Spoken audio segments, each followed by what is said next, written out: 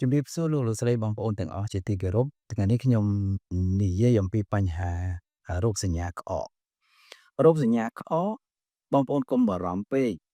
ពីព្រោះថាក្អកខ្លះវាមិនមែនជាសញ្ញាដែលគ្រោះថ្នាក់ទេហើយក្អកខ្លះជាសញ្ញាដែលគ្រោះថ្នាក់ត្រូវព្យាបាលឲ្យទាន់ពេលអញ្ចឹងក្អកគឺជាសកម្មភាពមួយដែលខ្លួនយើងបានបញ្ចេញស្លេសឬបញ្ចេញសារធាតុរាវឬក៏ពពួកមេរោគពីផ្លូវដង្ហើមមកក្រៅ អាហ្នឹងជាសញ្ញាល្អពេលខ្លះគ្រូពេទ្យគឺតម្រូវឲ្យអ្នកជំងឺនៅក្អកខ្លះមិនអាចប្រើថ្នាំទប់ក្អកហ្នឹងបានទេពីព្រោះឧទាហរណ៍ថានៅក្នុងស្លេសឬនៅក្នុងវត្ថុរាវតាមរយៈផ្លូវដង្ហើមហ្នឹងវាមានមេរោគវាមានសារធាតុពុលមួយចំនួនហ្នឹងបើសិនជាយើងទប់មិនឲ្យមានក្អកសោះណាអញ្ចឹងមេរោគវាសម្ងំនៅក្នុងខ្លួនវាវិវត្តនៅក្នុងខ្លួននៅក្នុងសរសៃឈាមរបស់យើងវាអាចធ្វើឲ្យយើងមានគ្រោះថ្នាក់អញ្ចឹង អឺយើងមិនអាចទប់ទេយើងត្រូវឲ្យក្អកហ្នឹងចេញមកក្រៅឲ្យស្លេសវត្ថុរាវដើម្បីឲ្យមេរោគចេញមកក្រៅ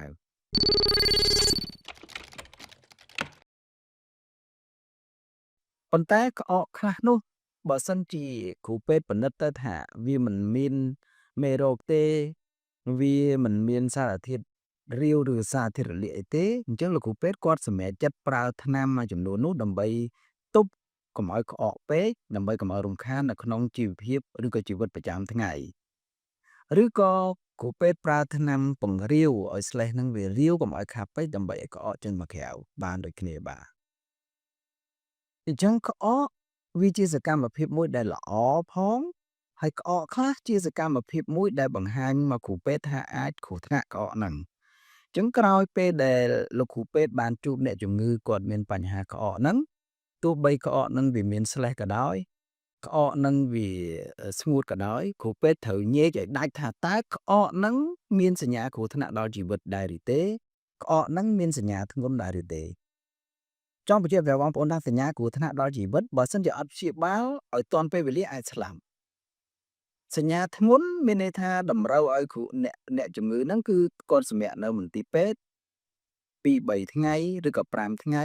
ហើយទាមទារធ្វើរោគវិនិច្ឆ័យនិងការព្យាបាលឲ្យបានត្រឹមត្រូវដើម្បីកុំឲ្យឈានរហូតទៅដល់គ្រោះថ្នាក់ដល់ជីវិតបាទអញ្ចឹងខ្ញុំសូមអឺ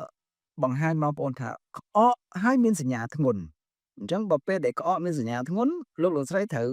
បញ្ញាប់មកពេទ្យក្អកមានសញ្ញាធ្ងន់ហ្នឹងក្នុងករណីគាត់ក្អក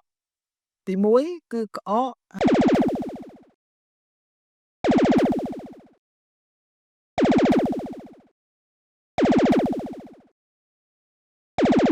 ហើយគាត់ហ្នឹងជាមនុស្សដែលគាត់ជក់បារី45ឆ្នាំមកហើយជក់រហូតអត់ឈប់ទេទី1អាហ្នឹងប្រែថាក្អកហ្នឹងគឺធ្ងន់ក្អកទី2យើងមើលទៅលើមនុស្សហ្នឹងគាត់អាយុចាស់អាយុចាប់ពី55ទៅ80ឆ្នាំហើយគាត់ធ្លាប់ជក់បារីមួយថ្ងៃមួយកញ្ចប់រយៈពេល30ឆ្នាំឬក៏គាត់ឈប់ជក់ហ្នឹងរយៈពេល15ឆ្នាំមកហើយមានសញ្ញាក្អកហ្នឹងក៏ចាត់ទុកថាសញ្ញាធ្ងន់ដែរឬក៏ក្អកហ្នឹងលាយឡំជាមួយរោគសញ្ញាក្តៅខ្លួនហត់ខ្លាំងគីឡូចុះក្អកមានស្លេសច្រើនហើយក្អកហ្នឹងមានធ្លាក់ឈាមអាហ្នឹងជាសញ្ញាដែលធ្ងន់យើងត្រូវមកសម្រាកនៅមន្ទីរពេទ្យអត់ទិញថ្នាំលេបទេបន្តមកទៀតលោកគ្រូពេទ្យត្រូវញែកថាតើក្អកហ្នឹងអាចគ្រោះថ្នាក់ដល់ជីវិតអត់ក្អកដែលអាចគ្រោះថ្នាក់ដល់ជីវិតបើសិនជាគាត់មានជំងឺហឺតធ្ងន់ធ្ងរលាយឬក៏គាត់ធ្លាប់មានហឺតដែរសុកមកហឺតហ្នឹងរឹតតែខ្លាំងតែម្ដងទី2គាត់ធ្លាប់មានជំងឺគេហៅថាជំងឺក្រិនសួតគេហៅ COPD ហ្នឹងគាត់ធ្លាប់មានអាហ្នឹងអត់សាច់សួតរបស់គាត់គឺវាក្រិនហើយក្អកហ្នឹងមានកំហាកមានធ្លាក់ឈាមគាត់មានជំងឺបេះដូងលាយអត់គាត់មានធ្លាប់មានបញ្ហាដែលស្រូបនឹងសារធាតុពុលដូចជាផ្សែងពុលសារធាតុគីមីអីតាមផ្លូវដង្ហើមអត់គាត់ក្អករបស់គាត់ហ្នឹងមានទឹកដក់នៅក្នុងស្រោមសួតអត់គាត់មានរលាកស្រោមបេះដូងអត់គាត់មានមហារីកសួតអត់ហើយគាត់ធ្លាប់មានប្រតិកម្មមួយថ្នាំអីអត់អាហ្នឹងជាសញ្ញាគ្រោះថ្នាក់ដល់ជីវិតឧទាហរណ៍ថាឥឡូវគាត់លេបថ្នាំឬក៏ចាក់ថ្នាំអីមួយចេញក្អកខ្លាំងទៅម្ដងហ្នឹងគេបារម្ភខ្លាចប្រតិកម្មថ្នាំហើយសញ្ញាហ្នឹងបើអត់ជួយគេស្លាប់ភ្លាមអញ្ចឹងពេលដែលក្អកមកដល់យើងត្រូវញែកពីតើមានសញ្ញាធ្ងន់ដែរឬទេក្អកហ្នឹងមានសញ្ញាគ្រោះថ្នាក់ដល់ជីវិតដែរឬទេចុះបន្ទាប់មកទៀតបានគ្រូពេទ្យគាត់សួររយៈពេល តើក្អកហ្នឹងវារយៈពេលយូរប៉ុណ្ណាហើយពីព្រោះយើងបែងចែករយៈពេលនេះដើម្បីយើងដឹងថាបើសិនជាគាត់ក្អករយៈពេលដែលខ្លីគាត់មានជំងឺ1 2 3ចឹងទៅ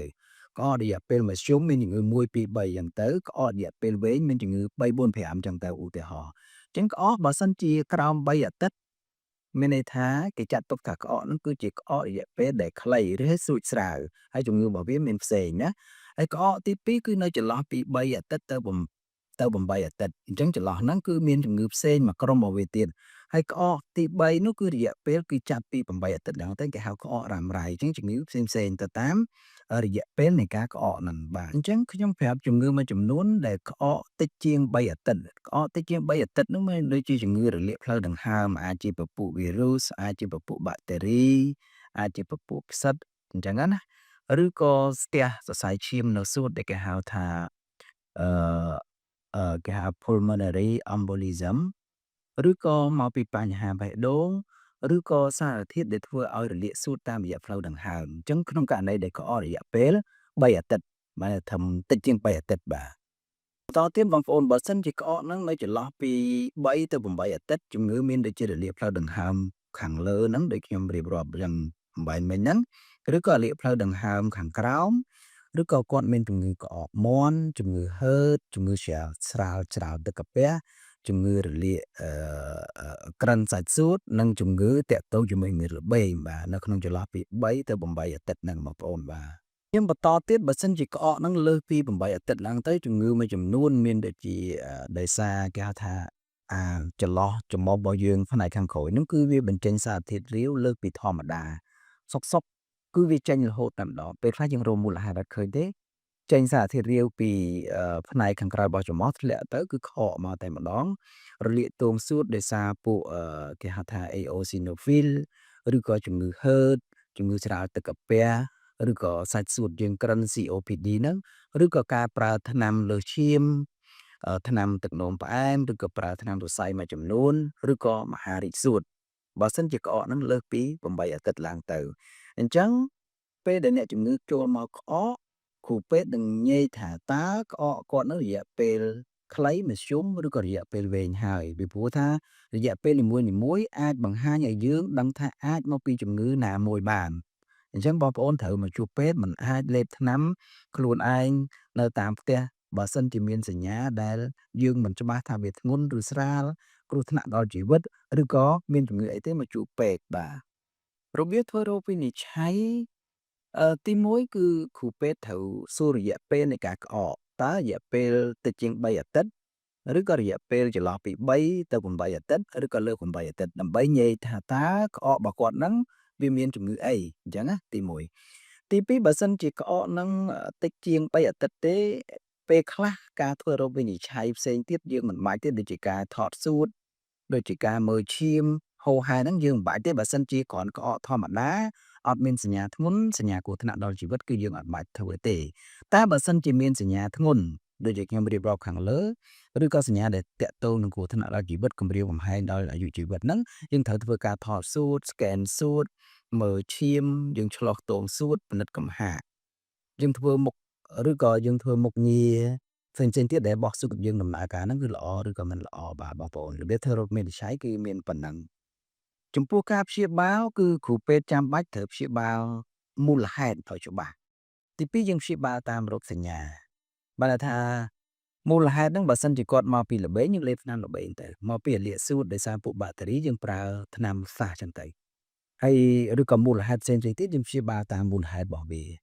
យើងព្យាបាលតាមរោគសញ្ញាយើងអាចប្រើថ្នាំទី1ទប់កុំឲ្យវាស្លេះនឹងចេញតែម្ដងក្នុងករណីយើងសង្ស័យថាវាល្អទេមិនមានបញ្ហាមេរោគអីឬក៏សារធាតុពុលអីនៅក្នុងស្លេះហ្នឹងទេ